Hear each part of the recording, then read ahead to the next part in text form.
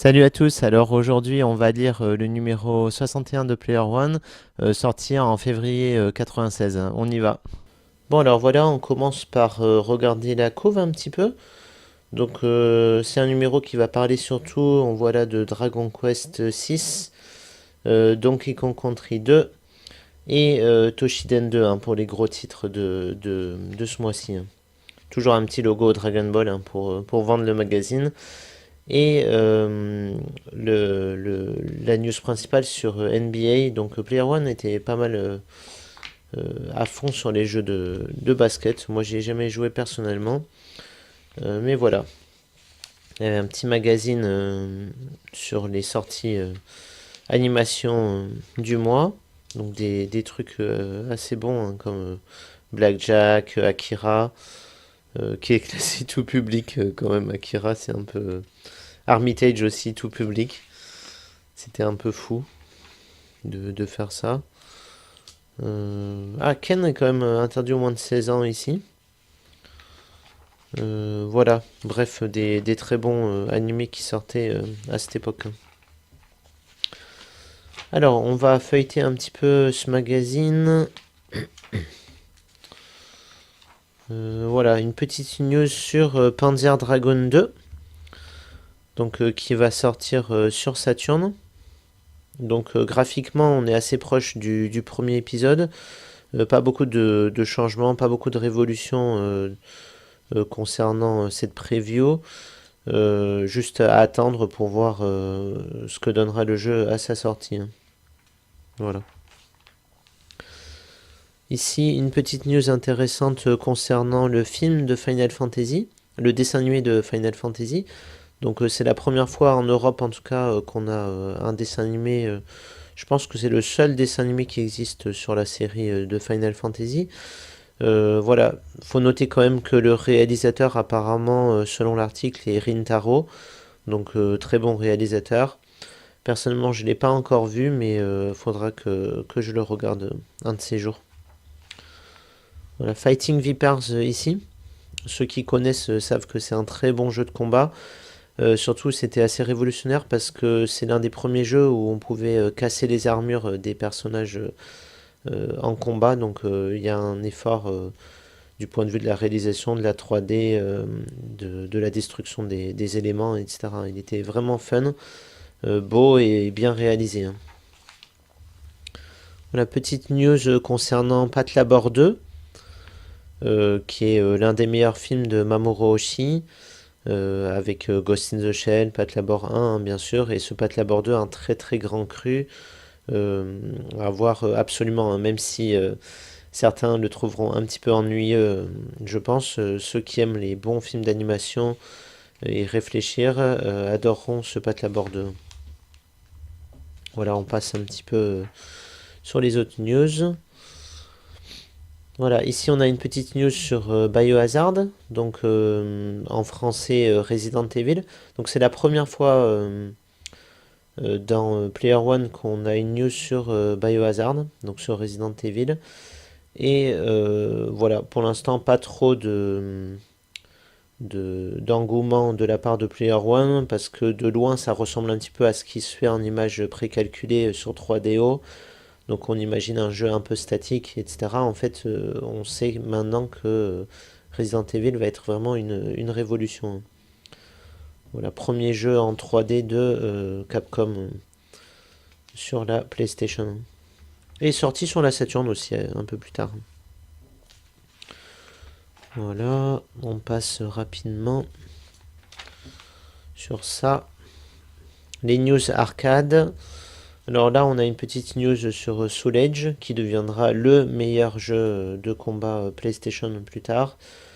Pour l'instant, il n'y a pas beaucoup d'informations, à part que le jeu est très bien modélisé, tout en 3D, très bien réalisé, hein, mais voilà, on n'a pas beaucoup d'informations encore. Même si nous, 30 ans plus tard, on sait que ça a donné lieu à l'une des plus grandes séries sorties sur console, hein. Soul Edge, Soul Blade, et aujourd'hui Soul Calibur, Soul Calibur 1, 2, 3, 4, 5, je crois, on en est au sixième peut-être maintenant, je sais plus trop. Voilà, sortie de Toshiden 2 au Japon sur PlayStation. Pour moi, c'est le meilleur épisode, personnellement. Apparemment, la rédaction de Player One n'a pas trop apprécié le jeu à cause d'une modélisation un peu trop cubique, d'après l'article, mais qui permettait d'avoir, comme on le voit ici, euh, un travail impressionnant sur la lumière, hein. Donc, ce qui avait été beaucoup travaillé sur ce Toshiden 2, c'était les reflets, les effets de lumière. Et pour ça, c'est vrai que le jeu avait dû baisser un peu en qualité 3D par rapport au premier épisode. Moi, personnellement, j'ai beaucoup apprécié ce Toshiden 2 à l'époque, hein. Voilà. Kill X the Blood, faudra que je fasse un de ces jours. Je connais pas du tout. J'ai jamais joué. Voilà, un petit test sur Forest of Eden 0 que j'ai fini personnellement sur Super Famicom. Donc le jeu est jamais sorti en dehors du Japon, même aujourd'hui, même si je pense qu'on peut trouver peut-être aujourd'hui des traductions non officielles. C'est un très bon jeu, hein, de la série Tengai Makyo. C'est peut-être l'un des meilleurs, Tengai Makyo. Surtout très beau, très fun, très fluide et surtout très drôle aussi, comme tous les Tengai Makyo, hein. Je le recommande vivement à ceux qui aiment les RPG. Et en fait, il suffit d'un niveau de japonais pas trop élevé pour pouvoir comprendre le jeu, donc le jeu est tout à fait faisable, hein. Petite news sur Street Fighter Zero, hein, le jeu était déjà sorti sur Super Nintendo à l'époque, donc rien de très révolutionnaire. Darius, je l'ai jamais essayé personnellement, mais je pense que c'est un très bon shooting, hein, faudrait voir ça. Ça aussi, un Gunbird, je connais pas trop. Voilà. Là, il y a un petit encadré assez intéressant sur The Fireman, qui aujourd'hui est une très grosse référence sur Super Famicom. Le jeu sortait sur PlayStation à l'époque, et c'est intéressant parce que la rédaction aimait pas du tout apparemment la série, puisqu'ils disent qu'on s'ennuie, que le jeu n'est pas du tout, que c'est un mauvais jeu, hein. Donc aujourd'hui on n'a pas la même vision de jeu, c'est assez intéressant. Voilà, et donc le dossier sur Dragon Quest 6, qui n'est pas sorti en Europe, mais qui est peut-être sorti aux États-Unis, je sais pas trop pour l'histoire américaine du jeu vidéo. Le jeu est beau, hein, il emprunte graphiquement un petit peu à la série de Final Fantasy, hein, on dirait du Final 6.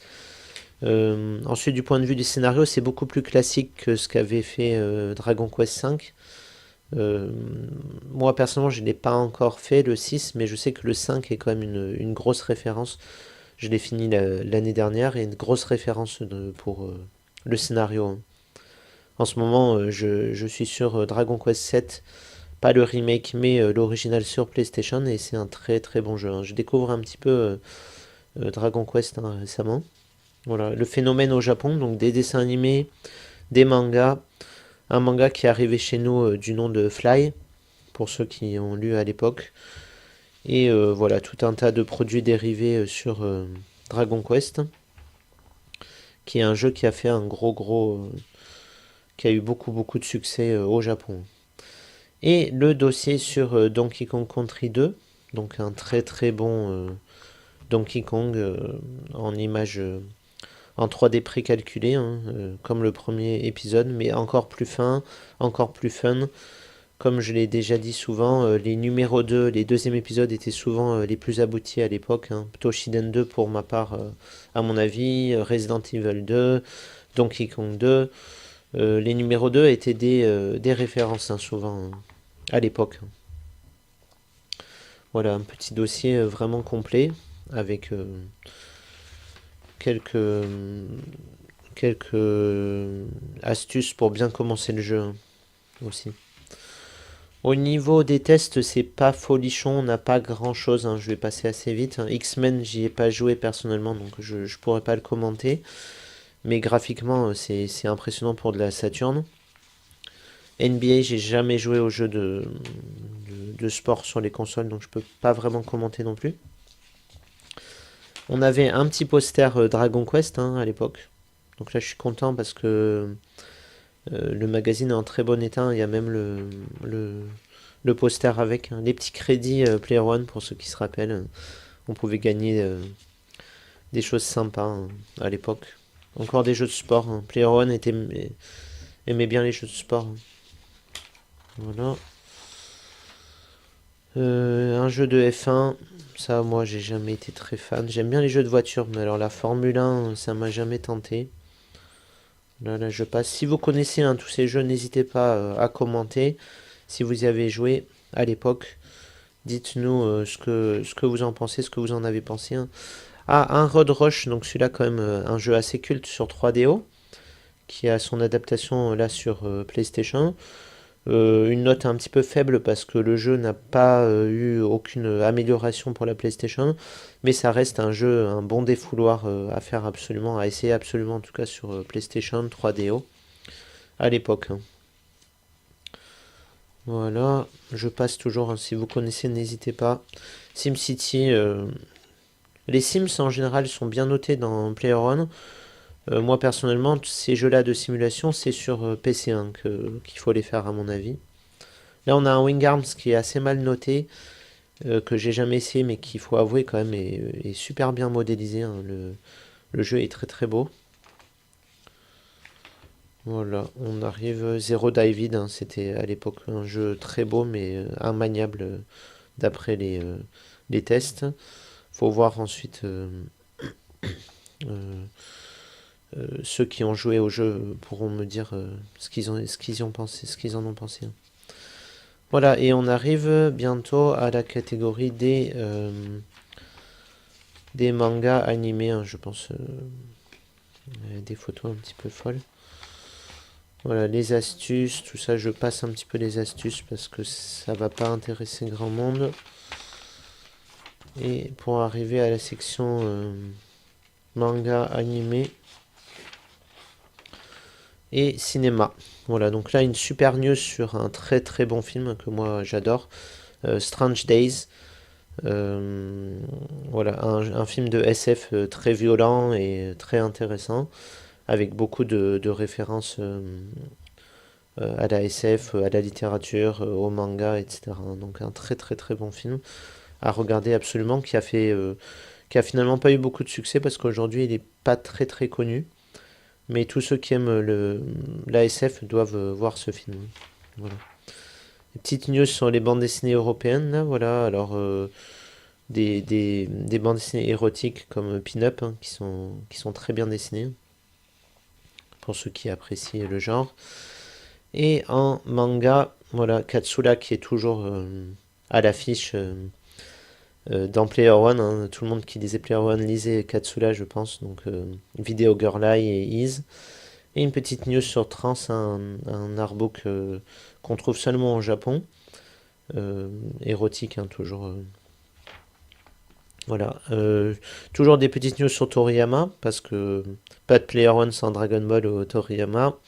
Et cette fois, c'est l'actualité, la sortie d'un artbook, hein, de Toriyama qui s'appelle The World, que j'ai acquis au Japon, avec des très jolies illustrations de Dragon Ball et aussi de Dr. Slump, hein. Voilà, et une dernière news sympathique sur Memories, le dernier film, enfin la dernière série de courts-métrages de Otomo, donc le réalisateur d'Akira. Un très très bon dessin animé à regarder absolument aujourd'hui encore, hein, c'est une référence. Donc c'est trois animés de 30 minutes environ, 30-40 minutes, et qui déboîtent, hein, au niveau du scénario, de l'animation, qui sont toujours une référence aujourd'hui. Voilà, merci beaucoup d'avoir suivi la vidéo et au mois prochain, hein, pour le numéro 62, hein.